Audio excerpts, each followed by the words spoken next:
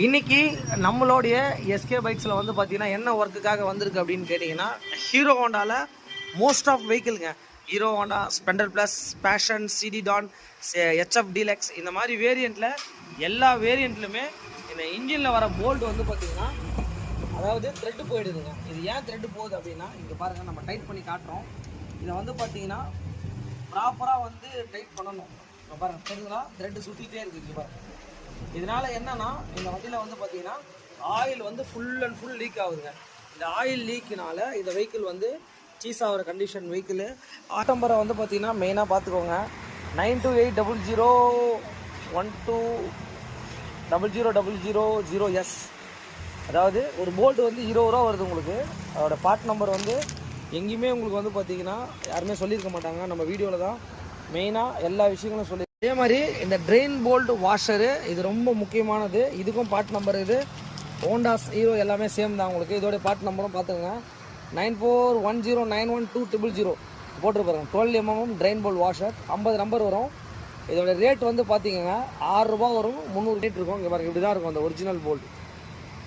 Thread ப்ராசஸுக்கு வந்து பார்த்தீங்கன்னா இந்த மாதிரி த்ரெட்டுக்குன்னு சொல்லி தனித்தனி டூல்ஸ்லாம் இருக்குது. இங்கே பாருங்கள், இதெல்லாம் ப்ராப்பராக வச்சு தான் வந்து பார்த்தீங்கன்னா இதெல்லாம் பண்ணணும்.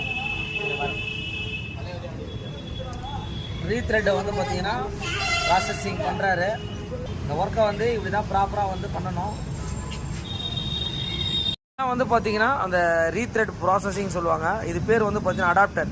இது வந்து பார்த்தீங்கன்னா த்ரெட்டு போயிடுச்சு அப்படின்னா இதெல்லாம் கம்பெனியில் வந்து பண்ண மாட்டாங்க, ரூல்ஸ் கிடையாது. அவங்க இன்ஜின் கேஸ் மாற்றுறதுக்கு தான் ஒரு இட்டு ஏறுதுன்றதை பார்த்துக்கோங்க.